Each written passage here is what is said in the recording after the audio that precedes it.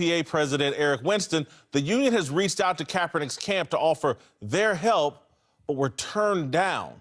Winston says, quote, "We're not going to force ourselves on a player. He's calling the shots. He wants what he wants, and I respect that, and that's what we'll do." All right, Cowherd, are you surprised Kaepernick turned down help from the union? No, because his circle of influence doesn't appear to be a lot of football people. I go back to a report, I think it was 2 years ago from Jay Glazer. It may have been a year and a half ago, 2 years ago, where Jay reported that Kaepernick in that locker room to veterans was a little bit of an odd bird, and that he was sort of an ISO act, which is rare for a quarterback.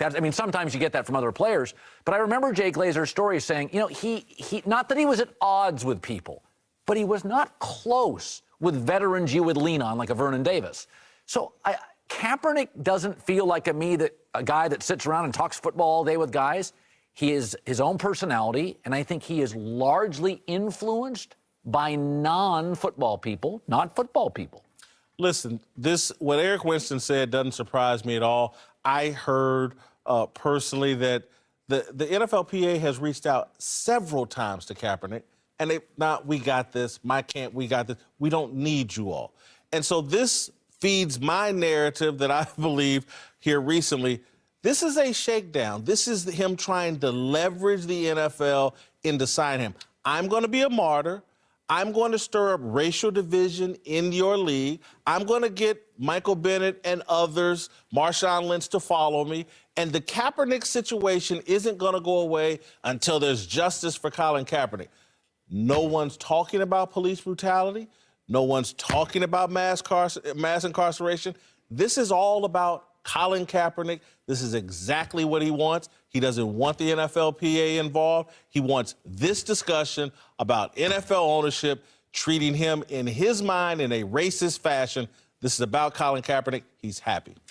I'm with you on that. I think that when it comes to just reading all of this, him wanting to lay low basically is letting them know, look, I got my team that I formulated, and we have our approach. We have our strategic agenda on how we feel like we can attack this and approach this, and that's what he's doing. Am I opposed to that? No, because I'm not Colin Kaepernick. I don't know all of what he's thinking and what they're trying to get done. But I do think that at some point, if you're really trying to get back into the NFL and play ball, the NFLPA is there to assist players.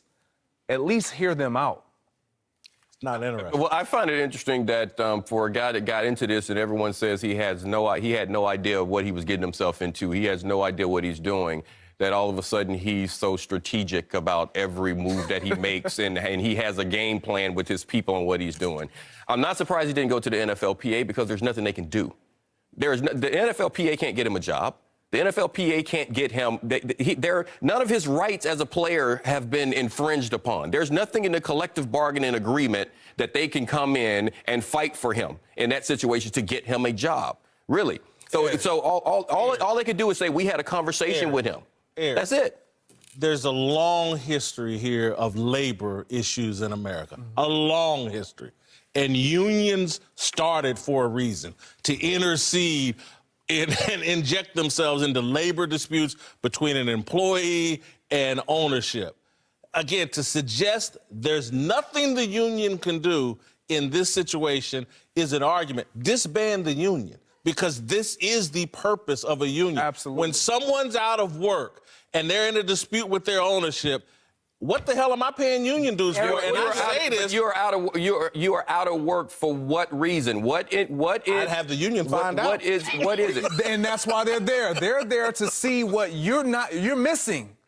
You're missing Eric, something that we can Doesn't this go back to something on. that you and I have talked about numerous times? He won't talk. He won't talk to the union. All the stories I'm getting, I have to interpret because nobody will talk, right? Agreed. Here's my thing. Whether or not you use the NFLPA, wouldn't you at least reach out to them?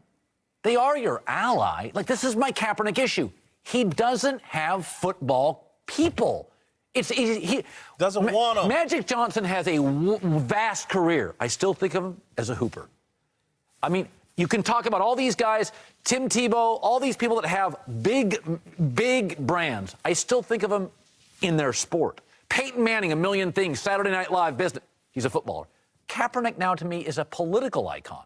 He's not a football player. He doesn't talk. He doesn't want help from the NFLPA. To me, wouldn't you at least reach out to a union and ask questions? See, I don't think that there is anything that they can do. I think the best thing that he could have possibly done, the best thing he could have possibly done was when he was meeting with Seattle, when you're talking to those people, when you're getting out to the football people that are going to do the hiring, that you're letting them know that you want to play. Let me suggest one thing the union could do. They could, hey, Cap, come in. You know, we had an issue with Michael Vick.